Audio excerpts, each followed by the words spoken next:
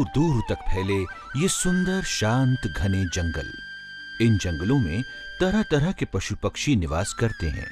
ये रंग बिरंगे पक्षी अपनी मधुर बोली से जैसे कोई सुंदर सा गीत गाते हैं।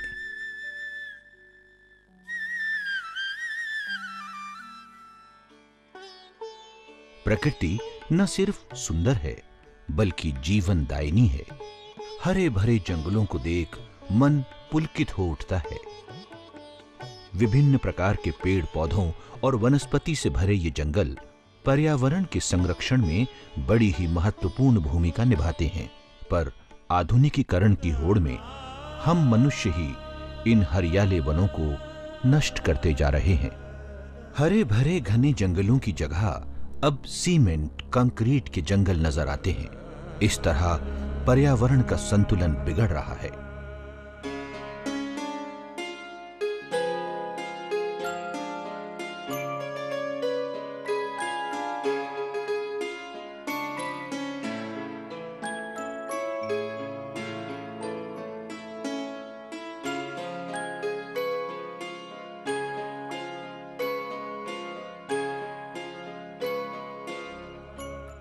जंगलों के इन भोले भाले आदिवासियों ने इस बात को बहुत पहले ही समझ लिया था। शहरों से कोसों दूर प्रकृति के ये सच्चे पुत्र जंगलों के बीच ही बड़े सुख से अपना जीवन व्यतीत करते हैं। प्रकृति के नियमों का पालन करते हुए ही ये अपना जीवन जीते हैं। मां प्रकृति की गोद में सदियों से रहते आए इन आदिवासियों ने पुराने समय से ही एक सुंदर और बहुमूल्य संकल्पना को जीवित रखा है। वो है देवराई।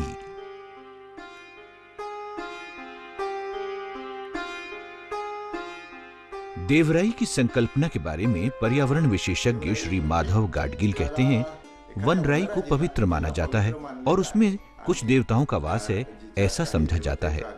ऐसा नहीं है कि वहां मूर्ति रूप में देवता होते हैं, बल्कि कुछ जगहों पर तो केवल वृक्ष ही देवता है, ऐसा भी समझा जाता है, या फिर शिला के रूप में देवता समझा जाता है। उस भाग में इन वनराइयों को पवित्र कहकर पूरी तरह से संरक्षण दिया गया है। उसको देवराई कहा जाता है। महाराष्ट्र में विशेषतः सह्याद्री भाग में मूल वनस्पति सृष्टि आज अगर आप देखना चाहते हैं तो वो मुख्यतः देवराई के रूप में ही उपलब्ध है। इसलिए जीवन के संरक्षण में आज इसने महत्वपूर्ण भूमिका निभाई है। प्राचीन काल से आदिवासियों ने देवराई मतलब धरोहर जंगल इस संकल्पना को माना है। धरती के इन आदिवासियों का प्रकृति के साथ अटूट नाता है। शहरीकरण की होड़ में शिक्षित मनुष्य भले ही जंगलों का नाश करता है, पर इन प्रकृति पुत्रों आदिवासियों को प्रकृति के इस अनमोल खजाने का महत्व पहले से ही पता है। प्रकृति द्वारा प्रदान की गई यह हरियाली अगर विशाल मात्रा में है तो वो इस संसार में रहने वाले पशु पक्षियों और मनुष्यों के लिए हर तरह से हितकारी है। आदिवासियों ने ये समझा और इसी से देवराई संकल्पना का जन्म हुआ। जंगल में रहने वाले प्राणियों की सुरक्षा और संवर्धन के लिए आदिवासियों ने प्रकृति को देवता का स्थान दिया। जहां उन्होंने अपने परंपरागत देवता की स्थापना की है, उसी के आसपास के जंगल को देवराई नाम दिया है। देवराई का जंगल यानी देवताओं का जंगल एक पवित्र जंगल है। वहां के पेड़ों को कभी भी तोड़ना नहीं है, ऐसा अलिखित नियम बन गया। और देवराई का पेड़ तोड़ने पर देवताओं का प्रकोप होता है, ऐसी मान्यता प्रचलित हो गई। सदियों से ये पवित्र परंपरा चली आ रही है। बचपन में इनके दादा कहा करते थे कि अगर तुम्हें मंदिर जाना है तो बस मंदिर जाना, वहां के पेड़ पत्ते या फूल नहीं तोड़ना, अगर तोड़ा तो प्रकोप होगा। इस डर से वो वहां ऐसा कुछ नहीं करते थे, बस दर्शन करके लौट आते थे। इन्हीं जंगलों में पशु पक्षियों का घर होता है। जब पेड़ घने हो, जंगल घना हो तो वो सुरक्षित रहते हैं। ये वन उनका घर है। जैसे आदिवासियों के अपने घर होते हैं, वैसे देवराई उनका घर होता है। उनको सुरक्षित स्थान चाहिए। उनका सुरक्षित रहना जरूरी है। जंगल घना हो तो उन्हें अच्छा लगता है, वो सुरक्षित महसूस करते हैं और उन्हें बहुत अच्छा लगता है। जंगल के पेड़ पत्तों को यहाँ कोई नहीं तोड़ता। जो पत्तियां अपने आप गिरती हैं, उसी से प्राकृतिक खाद तैयार होती है। पेड़ों से बीज गिरकर नए पौधे का रूप ले लेते हैं और ये जंगल आदिवासियों का जीवन है। देवराई की संकल्पना एक विशेष कारण से ही तैयार हुई। आदिवासियों को देवताओं पर अटूट विश्वास होता है। वो अपने प्राणों से भी ज्यादा इस देवराई का संरक्षण करते हैं। इससे पर्यावरण को संतुलित रखने में सहायता मिलती है।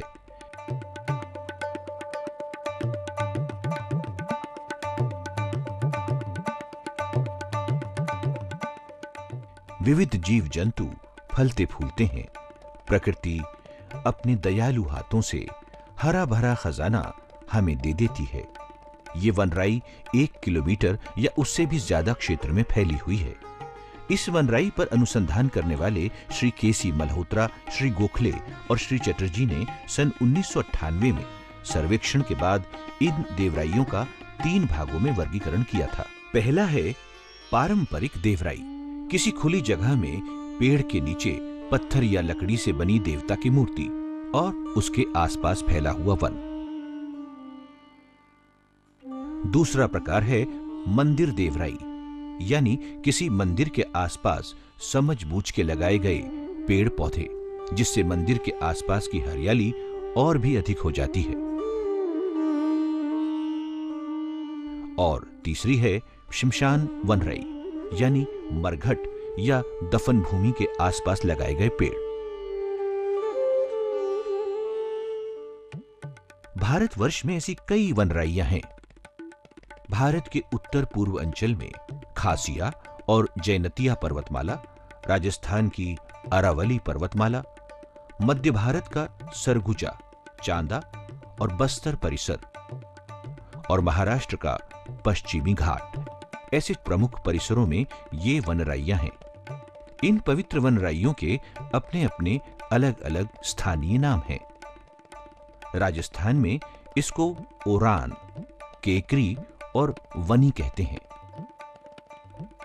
जबकि मध्य प्रदेश और झारखंड में इसे सरना कहते हैं। केरला में इसे कावू, तमिलनाडु में इसे कोविलकाडु और हिमाचल प्रदेश में इसका नाम है देवभूमि। महाराष्ट्र में इन वनराइयों को देवराई कहा जाता है। महाराष्ट्र के पश्चिम घाट क्षेत्र में ठाणे, पुणे, रायगढ़, कोल्हापुर, सिंधुदुर्ग और सातारा जिलों में कुल मिलाकर लगभग 3000 देवराइयां हैं। अकेले ठाणे जिले में 32 देवराइयां हैं।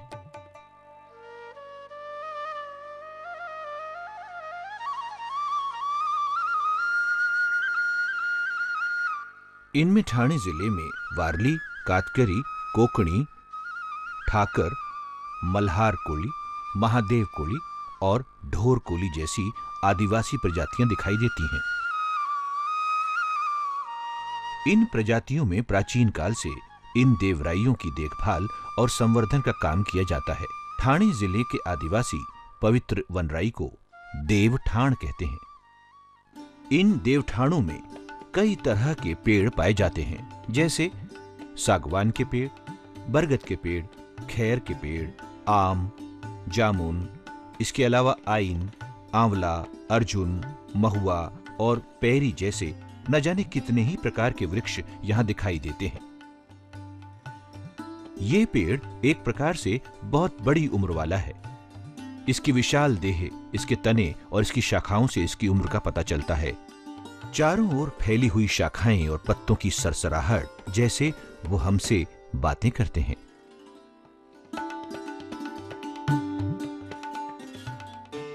इन देवराइयों में विविध प्रकार के पशु पक्षी वास करते हैं। मधुमक्खी के कई छत्ते हमें जगह जगह दिखाई देते हैं। पक्षी पेड़ों के फल खाते हैं। इस दौरान बीज जमीन पर गिरते हैं और नए नए पौधे निकलते हैं। इस तरह देवराई अधिक से अधिक समृद्ध होती जाती है। ये आदिवासी इन सब महत्वपूर्ण पेड़ों का संवर्धन और संरक्षण करते हैं और ऐसा करते हुए इन आदिवासियों ने पेड़ों को विविध देवताओं का प्रतीक माना है।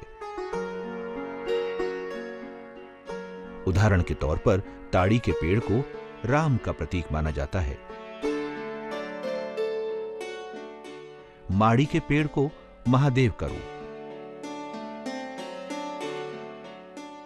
पीपल के पेड़ को आत्मा का प्रतीक। भगवान के निवास वाले इन वृक्षों को काटना जैसे कि साक्षात ईश्वर को मारना। इस आस्था के कारण आदिवासियों पर वृक्ष न काटने का एक नैतिक बंधन स्वयं ही बन गया है। इस तरह देवराई की रक्षा होती है। विविध प्राणियों को भी आदिवासियों ने देवों का रूप दिया है।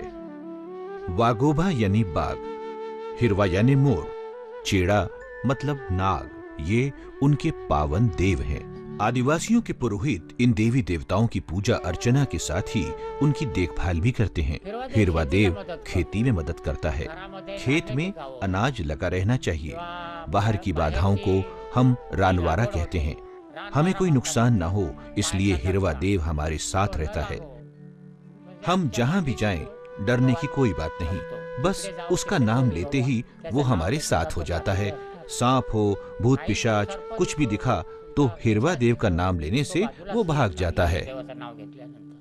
इन आदिवासियों के जीवन का अभिन्न हिस्सा है खेती बाड़ी। खेती के लिए उपयुक्त पालतू पशु भेड़, बकरी बाघ के हाथों का शिकार न बने, इसलिए बाघ की प्रतिमा को देवता मानकर पूजा जाता है। इस देवता को वाघोबा कहते हैं। वाघोबा की प्रतिमा में चंद्रमा, सूर्य और बाघ के चित्र को पत्थर या लकड़ी पर बनाकर उसकी स्थापना की जाती है। ये वाघोबा देव खेतों, ढोरों और स्वास्थ्य की रक्षा करते हैं। जहां जहां इस वाघोबा देवता का वास है, वहां की देवराई को भय और आदर दोनों ही कारणों से कोई छूता तक नहीं है। गांव की सीमा पर आदिवासियों ने संरक्षक के रूप में इस वाघोबा देव की स्थापना की है।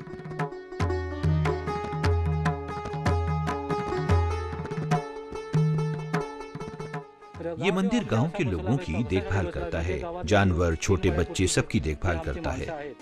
जंगली बाघ किसी जानवर को उठाकर ना ले जाए, क्योंकि हमारे पालतू जानवरों की रक्षा बहुत जरूरी है। अगर हमारा एक भी जानवर चला गया तो फिर खेती बाड़ी नहीं हो सकती, क्योंकि ये पशु खेती में सबसे ज्यादा उपयोगी होते हैं। इस व्यवस्था के लिए हमने इस गांव के देवता वाघोबा देव से कहा कि हम तुम्हारी रक्षा करेंगे, सेवा करेंगे, तुम्हें स्थापित करेंगे किसी पेड़ के नीचे। इस तरह उनकी स्थापना हो गई। उसके बाद से अब हमारे जानवर सुरक्षित हैं। अब जब उसने ये प्रबंध किया है, और ये जानवर हमारे लिए बहुत महत्वपूर्ण है, क्योंकि इनके बगैर हमारी खेती हो ही नहीं सकती। अब इनकी कृपा है, हमारे जानवरों को कोई उठाकर नहीं ले जाता, इसीलिए हम उनकी बड़ी श्रद्धा से पूजा करते हैं। कुछ जगहों पर खेत में ही देव की स्थापना की जाती है। ये है खेत के अंदर वाली पलेरी देवी। इनकी पूजा उपासना से खेत की रक्षा तो होती ही है, साथ ही इनकी कृपा से खेत में फसल भी ज्यादा होती है। आदिवासियों की ऐसी श्रद्धा है। इसी तरह कुछ जगहों पर लोग अपने मृत सगे संबंधियों के नाम पर शिला लगाकर स्मारक बना देते हैं। उसकी नियमित पूजा की जाती है। ये मृतात्मा खेतों की रक्षा करती है, ऐसा आदिवासियों का विश्वास है। आदिवासियों में जो पुरोहित होता है, उसे पूजा अर्चना और तंत्र मंत्र आदि का ज्ञान होता है। ये पुरोहित ही घर में हिरवा देव की और एक टोकरी में नारायण देव की स्थापना करता है। हिरवा देव यानी हरियाली का देवता। खेती, वन, देवराई, इन सब की हरियाली सदा बनी रहे, इसलिए हिरवा देव और हरियाली के संवर्धन के लिए वर्षा के देव इंद्र की आराधना की जाती है।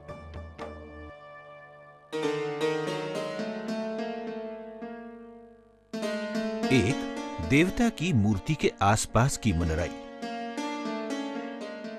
दूसरा जहां पूर्वजों के मूल पुरुष का वास हो, ऐसी वनराई,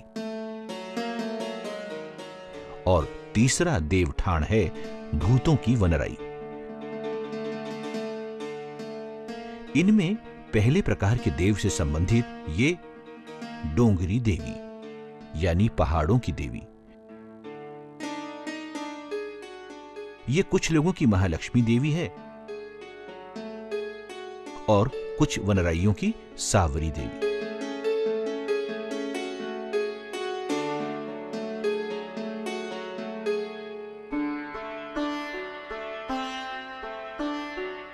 यह है गुंज गांव में पहाड़ पर बना परशुराम का मंदिर। मंदिर के पीछे पत्थरों में बाघों की एक बस्ती हुआ करती थी, ऐसा यहाँ के लोगों का मानना है। हर महाशिवरात्रि के दिन यहाँ बड़ा मेला लगता है। श्रद्धालु आदिवासी बड़ी संख्या में इस अवसर पर उपस्थित रहते हैं। यहाँ की देवराइयों में अनेक प्रकार की दुर्लभ औषधियां भी देखने को मिलती हैं।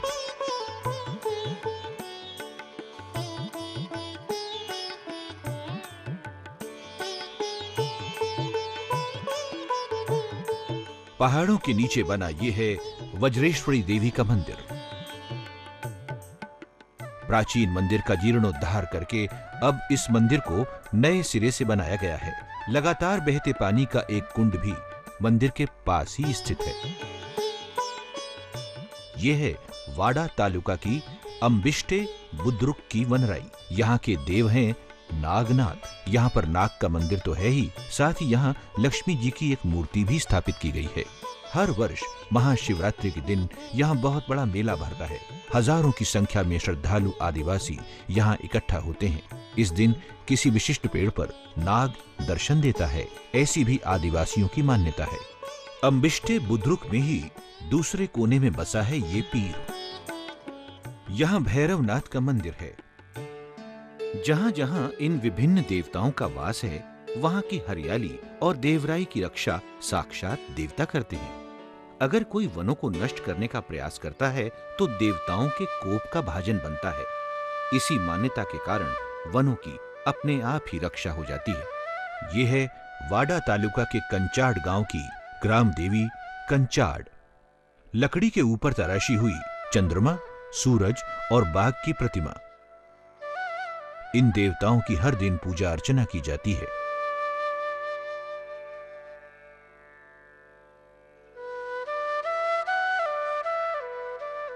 खास तौर से अपने घर परिवार, गांव के लोगों और सभी खेतों की रक्षा के लिए यहाँ साल में 1 या 2 बार धार्मिक विधि से पूजा अर्चना की जाती है और उत्सव मनाया जाता है।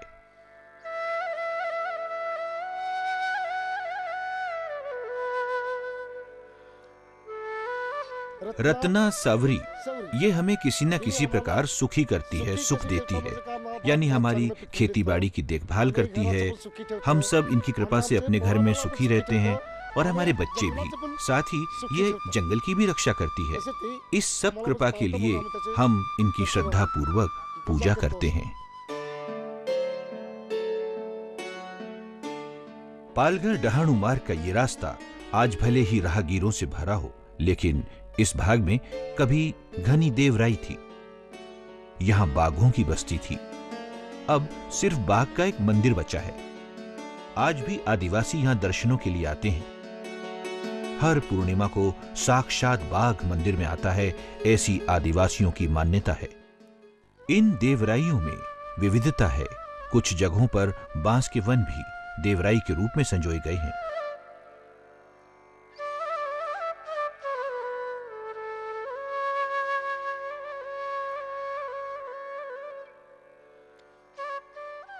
चारों तरफ फैली पत्तियां, फूल और ये नैसर्गिक शांति जैसे कह रही है कि ये जंगल अछूते हैं, पवित्र हैं। मौसमी बारिश और बादलों की वजह से यहां कई बार पेड़ गिर जाते हैं, पर इन पेड़ों को कोई हाथ भी नहीं लगाता। उपयोग के लिए घर ले जाना तो बहुत ही दूर की बात है। इस पवित्र वनराई के पेड़ तोड़ने के लिए नहीं है, ऐसा नियम है।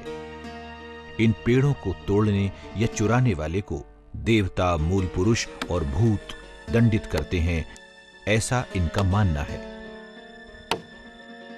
यह है ठाणे जिले के रायतली गांव का राजहड़पाड़ा इलाका। यहाँ का एक आदमी हमेशा लकड़ी चुराता था। गांव की पंचायत ने उसे बुलाकर 500 रुपए का जुर्माना किया और गलती के लिए राम राम बोलने को कहा। जंगल की लकड़ी तोड़ी, उसके लिए पंचायत ने उसे देवी की पूजा करने के लिए भी कहा। जैसा कहा गया उसने वैसे ही देवी की पूजा की। ये सारी पूजा पहाड़ी के नीचे स्थित देवस्थान में विधिवत पूरी की जाती है।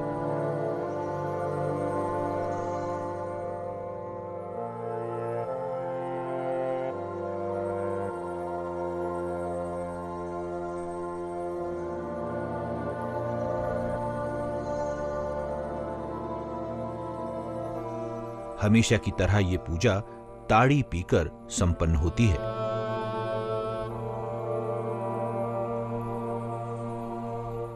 देवराई का पेड़ तोड़ने की गलती दोबारा की तो पूरे गांव को भोजन कराना पड़ता है।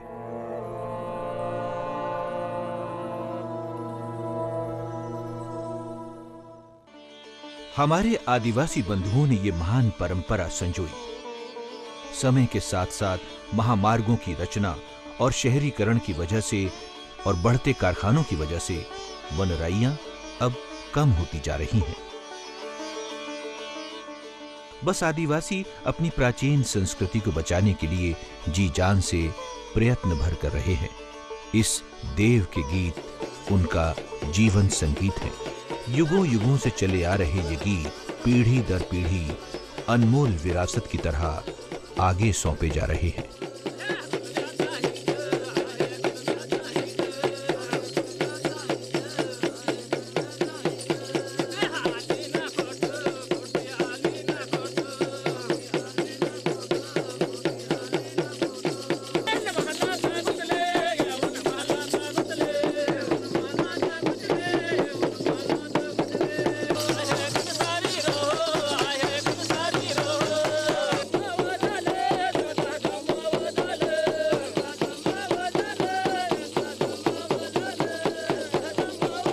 देवराई पावन है, पवित्र है।